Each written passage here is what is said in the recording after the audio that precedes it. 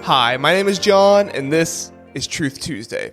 Growing up, I was in church constantly. I was there every Sunday morning. I would attend Sunday night, whether we had kids' classes or not. And even when I was sometimes the only one in class, I went to Wednesday night stuff as well. Not to mention the times that I would spend at church between Sunday morning and Sunday night because my parents would have some kind of kids ministry, worship ministry, whatever kind of meeting that they would have in between the two time frames. What I quickly learned when I got into ministry was that it was not the norm for most Christian kids.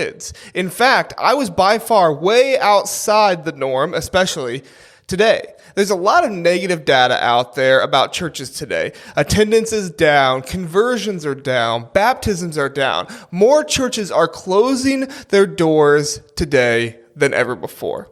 If you notice, as our world becomes further from God, people are attending church less and less, which is creating less service in the church and for our communities.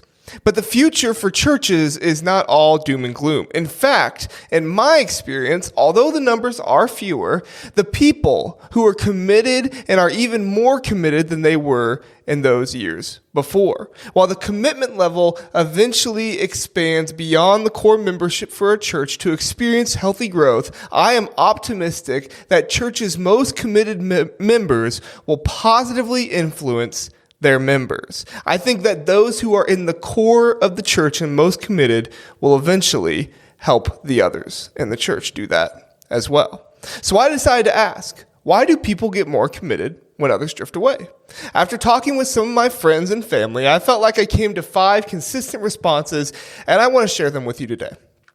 Number 1, commitment to a church is biblical. Core members understand that Christian joy emanates from Christ in obedience to Him. At least intuitively, they realize that the New Testament from about Acts 2 through Revelation 3 is all about the local church, or at least it was written in the context of the local church. Simply stated, you cannot be joyfully obedient to Christ with normal or no commitment, or nominal or no commitment to a church. Number 2, commitment to church holds us accountable. After the first church started in Jerusalem, Luke described their core activities as fellowship, communion, and prayer. These first church members understood that their Christian life was communal, not a solo act. They devoted themselves to taking care of one another and holding one another accountable. These believers lived in adverse cultures that engaged in spiritual warfare. They needed each other, similar to how we need each other in an adverse culture today as well. Number 3, commitment to a church creates a pathway to fully and deeply study Scripture. The committed members of churches that I know seek to grow as believers primarily through studying the Bible. This primarily happens in 3 ways. First, personal study and devotion. Time like this is often like plans like reading through the Bible in a year. The second is to be active in your church's small groups where Bible studies take place, or Sunday school classes where Bible study takes place.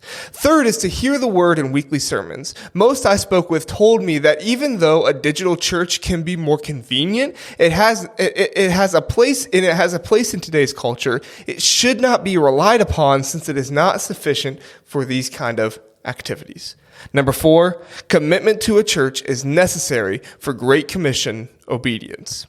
It's not hard to see that when the church declines, so does evangelism. But committed members desire to share the gospel constantly. They just admit obedience and sporadic on their own. They thrive evangelically when the church as a whole commits to proclaiming Christ together. And in our culture, committed Christians are willing to spread the gospel anywhere and everywhere they might be, whether that's at a t-ball game or at work or with extended family or even just working out at the gym. If you can create relationships, you can try to invite other people to church.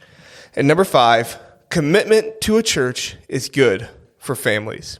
It was unsurprising to me to hear that it's common for healthy churches to benefit marriages and children.